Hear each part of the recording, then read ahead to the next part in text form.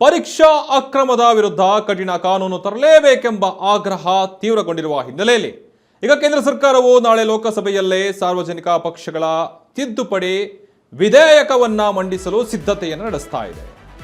ಲೋಕಸಭೆಯ ಶಾಸನಸಭಾ ಕಲಾಪಗಳ ಕಾರ್ಯಸೂಚಿಯಂತೆ ಈಗ ಕೇಂದ್ರ ಸಚಿವ ಡಾಕ್ಟರ್ ಜಿತೇಂದ್ರ ಸಿಂಗ್ 2024ರ ಕಾಯ್ದೆಗೆ ತಿದ್ದುಪಡಿ ತರುವ ಈ ಹೊಸ ಮಸೂದೆಯನ್ನ ಮಂಡಿಸಲಿದ್ದಾರೆ.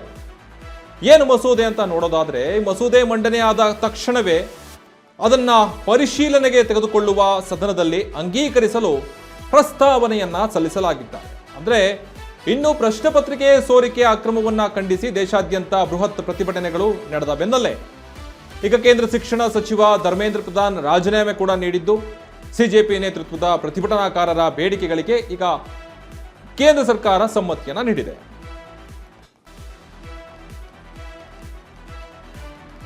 ಹಾಗಾಗಿ ನೋಡಿ, ಈಗ ಪರಿಶೀಲನೆ ತೆಗೆದುಕೊಂಡು ಅದನ್ನೇನು ಮಾಡ್ತಾರೆ, ಮಸೂದೆಯನ್ನ ತಿದ್ದುಪಡಿಯನ್ನ ಮಾಡಿ ಈಗ ಹೊಸ ಮಸೂದೆಯನ್ನ ಮಂಡಿಸಲಿದ್ದಾರೆ. ಯಾಕಂದ್ರೆ ಈಗ ಕೇಂದ್ರ ಸಚಿವರಾದಂತಹ ಡಾಕ್ಟರ್ ಜಿತೇಂದ್ರ ಸಿಂಗ್ ಅವರು ಈ ಕಲಾಪಗಳ ಕಾರ್ಯಸೂಚಿಯಂತೆ ಸಾರ್ವಜನಿಕರ ಪರೀಕ್ಷೆಗಳ ತಿದ್ದುಪಡಿ ವಿಧೇಯಕವನ್ನ ಮಂಡಿಸಲು ಸಿದ್ಧತೆಯನ್ನು ನಡೆಸ್ತಾ ಇದ್ದಾರೆ.